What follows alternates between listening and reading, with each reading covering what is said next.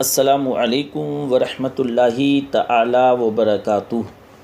الحمد للہ علی کل حال والصلاۃ والسلام علی صاحبی حسنہ والجمال، اما بعد، اعوذ باللہ السمیع العلیم من الشیطان الرجیم، بسم اللہ الرحمن الرحیم۔ آئیے حضرات، سب سے پہلے حضور علیہ الصلاۃ والتسلیم کی مقدس بارگاہ میں ہدیہ درود و سلام پیش فرما لیں اور پڑھیں اللہ رب محمد صلی اللہ علیہ وسلم، نحن عباد محمد صلی اللہ علیہ وسلم،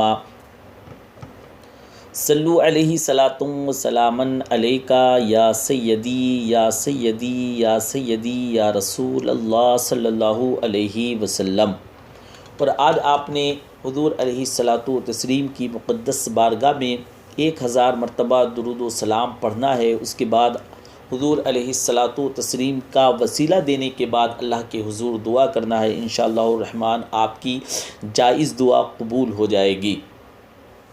حضرات، میرے تاج الشریعہ بدر الطریقہ فرماتے ہیں، زندگی یہ نہیں ہے کسی کے لیے، زندگی یہ نہیں ہے کسی کے لیے، زندگی ہے نبی کی نبی کے لیے۔ سبحان اللہ، کتنا پیارا شعر ہے۔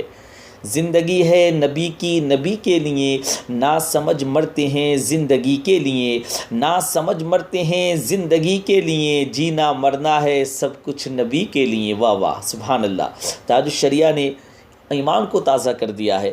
جینا مرنا ہے سب کچھ نبی کے لیے، چاندنی 4 دن ہے سبھی کے لیے، چاندنی 4 دن ہے سبھی کے لیے، ہے صدا چاند عبد النبی کے لیے، ہے صدا چاند عبد النبی کے لیے۔ عیش کر لو یہاں منکرو 4 دن، عیش کر لو یہاں منکرو 4 دن، مر کے ترسو گے اس زندگی کے لیے، مر کے ترسو گے اس زندگی کے لیے۔ اور داغ عشق نبی لے چلو قبر میں، داغ عشق نبی لے چلو قبر میں، ہے چراغ لحد روشنی کے لیے، ہے چراغ لحد روشنی کے لیے۔ اے نسیم صبا ان سے کہہ دے ذرا، اے نسیم صبا ان سے کہہ دے ذرا، مضطرب ہے گدا حاضری کے لیے، مضطرب ہے گدا حاضری کے لیے۔ اور اختر قادری خلد میں چل دیا، اختر قادری خلد میں چل دیا، خلد واہ ہے ہر ایک قادری کے لیے، خلد واہ ہے ہر ایک قادری کے لیے۔ حضرات، حضور علیہ الصلاۃ والتسلیم کے ایک صحابی ہیں جن کا نام نامی اسم گرامی ہے اصلح بن شریک رضی اللہ تعالی عنہ۔ جانتے ہیں آپ ان کی ڈیوٹی کیا تھی، ان کا شغل کیا تھا، ان کا ورک کیا تھا، ان کا کام کیا تھا، ان کی ذمہ داری کیا تھی؟ ان کا کام یہ تھا، ان کی ذمہ داری یہ تھی کہ حضور علیہ الصلاۃ والتسلیم کی سواری کا کجاوا کسا کرتے تھے، سرکار کی سواری کا کجاوا کسا کرتے تھے۔ جب بھی حضور صلی اللہ علیہ وآلہ وسلم نے سفر کرنا ہوتا، یہ ساتھ چلتے، سرکار کے ساتھ یہ صحابی رسول چلتے۔ اگر کہیں پر پڑاؤ کرنا ہوتا، کہیں پر ٹھہرنا ہوتا تو کجاوا کھول دیتے، پھر کوچ کرنا ہوتا تو کجاوا کس دیا کرتے۔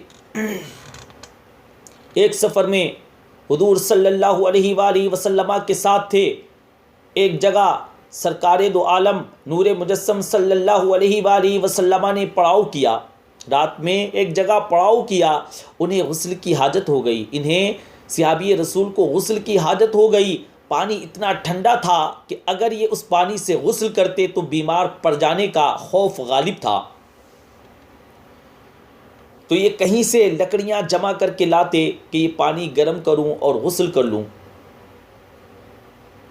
ادھر کوچ کا وقت ہو گیا، سرکار کے نکلنے کا وقت ہو گیا، تو انہوں نے جلدی سے ایک انصاری صحابی سے کہا کہ حضور صلی اللہ علیہ وآلہ وسلم کا وہ کجاوا پڑا ہے، حضور کا وہ کجاوا پڑا ہے، اس کو یوں یوں کس دو۔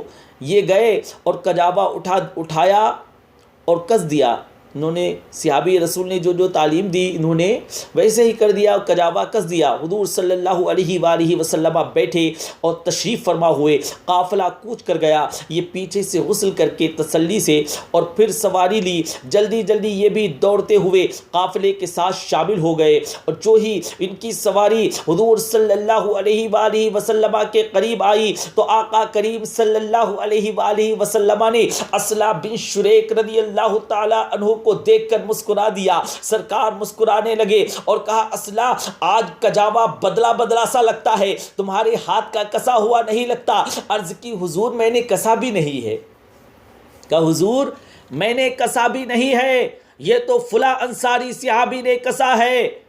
تو میرے حضور صلی اللہ علیہ وآلہ وسلم نے فرمایا تم نے کیوں نہیں کسا؟ تو سنو ذرا ان کے لفظ، سنو ان کے الفاظ، تمہاری روح وجد کرے گی، تمہاری روح جھوم اٹھے گی، تم وجد کرنے لگو گے۔ لوگ سمجھتے ہی نہیں، لوگوں نے سمجھا ہی نہیں ہے دین کیا ہے۔ ارے ادب کا یارو، یہ رنگ بھی تو دیکھو ذرا، یہ رنگ بھی تو دیکھو ادب کا۔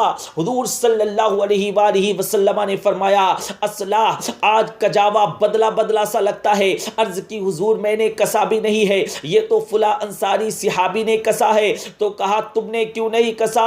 عرض کی حضور میں غسل سے نہیں تھا اور میں نے گوارا نہیں کیا کہ جس سواری پہ آقا بیٹھتے ہیں اور جس کجاوے پر آقا آپ نے تشریف رکھنا ہے ان لکڑیوں کو بھی بے وضو ہاتھ لگاؤں، ان لکڑیوں کو بھی بغیر طہارت کے چھوؤں، یہ میری محبت نے گوارا ہی نہیں کیا۔ یہ محبت کا تقاضا ہے یارو، یہ محبت کا تقاضا ہے۔ جس آقا صلی اللہ علیہ وآلہ وسلم کی محبت کا تقاضا یہ ہے کہ عاشق بے غسل ان کی لکڑیوں کو بھی نہیں چھوتے جنہوں نے حضور صلی اللہ علیہ وآلہ وسلم کے جسم نور سے لگنا ہے،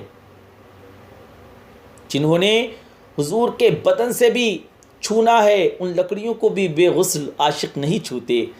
کیا کوئی اس نبی کے، اس پیغمبر کے خاکے بنائے تو وہ امت چین کی زندگی جی سکتی ہے، وہ قرار کے لمحے گزار سکتی ہے؟ تو کیا ہمارا صرف اتنا ہی فرض ہے کہ ہم فیس بک پہ احتجاج کر دیں، واٹس ایپ پر احتجاج کر دیں، ٹویٹر یا یوٹیوب پر احتجاج کر دیں؟ اگرچہ یہ بھی محبتوں کا ایک رنگ ہے، یہ بھی محبتوں کا ایک رنگ ہے، کرنا چاہیے، خاص کر کے ٹویٹر کا استعمال کرنا چاہیے، اس کی آواز دور دور تک جاتی ہے، اس کو سیکھنا چاہیے، یہ بھی کرنا چاہیے۔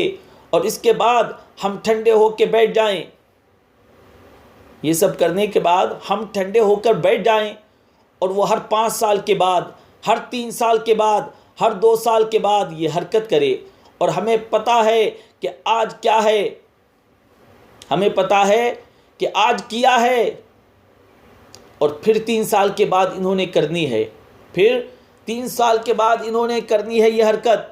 تو ہم بس اس پہ کفایت کریں، تو ہم بس اس پہ کفایت کریں؟ نہیں، ہمیں دین اسلام کو غالب کرنے کے لیے آخری سانس تک جنگ کرنی ہوگی۔ یہ کبھی بھی ختم نہیں ہوگا جب تک دین اور اسلام حق اور حقانیت غالب نہیں ہوگی۔ اور اس کے لیے ہر شخص جو جس شعبے میں ہے خلوص کے ساتھ، وہ عالم دین ہے، وہ منبر و محراب کی ذمہ داریوں کو نبھا رہا ہے، وہ تدریس کی مسند پہ بیٹھا ہے، وہ ملک کی معیشت کی ذمہ داری لیے ہوئے ہے، اور سلطنت کے ذمہ دار لوگ ہیں، جو جہاں بھی بیٹھا ہے اس کو چاہیے کہ وہ اپنی زندگی کی ایک ایک سانس لگا دے، اپنی زندگی کی، اپنی لائف کی ایک ایک سانس لگا دے، اپنی ساری صلاحیتوں کو صرف کر دے، جتنی جلدی ہو سکے۔ اسلام کو غالب ہونا چاہیے، اسلام غالب ہوگا تبھی کسی کو ٹیڑھی نظر سے دیکھنے کی ہمت نہیں ہوگی، کسی کو ٹیڑھی نظر سے دیکھنے کی جرأت نہیں ہوگی، کوئی جرأت نہیں کر سکے گا۔ جب ہم کمزور ہوں گے تو ہمارے ساتھ یہ ہوتا رہے گا۔ تو آئیے پھر میں اور آپ یہ سب کریں کہ اپنی ساری زندگی رسول اللہ صلی اللہ علیہ وآلہ وسلم کے نام لگائیں، ساری لائف حضور کے نام کر دیں کہ جئیں گے بھی تو حضور صلی اللہ علیہ وآلہ وسلم کے لیے، مریں گے بھی تو حضور علیہ الصلوۃ والتسلیم کے لیے، اور آخری سانس تک حضور صلی اللہ علیہ وآلہ وسلم کے وفادار رہیں گے۔ حضرات اپنی زندگی کا ایک ایک گوشہ حضور کے نام لگائیں گے، اس کے لیے جہاں جہاں ضرورت ہو ہمیں ہر جگہ موجود ہونا چاہیے، لیکن اس کا مستقل حل کیا ہے کہ اسلام غالب ہو اور ہم اپنی ذمہ داریاں ہی اپنے دائرے میں رہ کے جو ہماری ذمہ داریاں ہیں ان کو کمپلیٹ کریں، ان کو مکمل کریں، ان کو پورا کریں، اور وہاں بھی اگر کوئی خیانت کرنے والا ہو، وہاں بھی خیانت کر رہے ہوں لوگ، تو کس طرح ہم دنیا کے ان بھڑتے ہوئے طوفانوں کا مقابلہ کر سکیں گے، ان اٹھتے ہوئے طوفانوں سے کیسے ٹکرا سکیں گے، اور ان مصیبتوں کو کیسے روک سکیں گے، ان سیلابوں کے آگے کیسے بند باندھ سکیں گے۔ تو اپنے حصے کا کام ضرور کیجئے گا، دن رات اللہ اور اس کے رسول پاک صلی اللہ علیہ وآلہ وسلم کے دین کے لیے لگا دیجئے گا، نسلوں کو تیار کیجئے گا حضور کی نوکری کے لیے، حضور صلی اللہ علیہ وآلہ وسلم کے دین کے لیے، اپنی نسلوں کو تیار کیجئے گا حضور کی نوکری کے لیے، حضور کے دین کے لیے، اسی لیے اور آنے والی نسلوں کا بھی مزاج بنائیے گا کہ میری آنے والی نسلیں تیرے عشق میں ہی مچلیں۔ یا رسول اللہ میری آنے والی نسلیں تیرے عشق میں ہی مچلیں، انہیں نیک تم بنانا مدنی مدینے والے، انہیں نیک تم بنانا مدنی مدینے والے۔ اب جینا ہوگا تو حضور کے لیے، مرنا ہوگا تو حضور کے لیے، بس یہ مزاج بنا لیجئے گا، انشاءاللہ الرحمن دنیا میں بھی کامیاب رہیں گے اور آخرت میں بھی، دنیا میں بھی عزت پائیں گے اور آخرت میں بھی حضرات، دنیا میں بھی عزت ملے گی اور آخرت میں آپ کو جنت ملے گی۔ سبحان اللہ۔ بس جو بات ہو حضور کی بات ہونا چاہیے۔ پروردگار عالم کی بارگاہ میں دعا ہے کہ میرے اس بولنے میں جو بھی لغزش آئی ہو، اللہ کریم اپنے حبیب لبیب صلی اللہ علیہ وآلہ وسلم کے توسل اس کو معاف فرمائے اور ہم سب کو سننے سے زیادہ عمل پیرا ہونے کی توفیق رفیق مرحمت فرمائے۔ آمین بجاہ النبی الامین صلی اللہ علیہ وسلم۔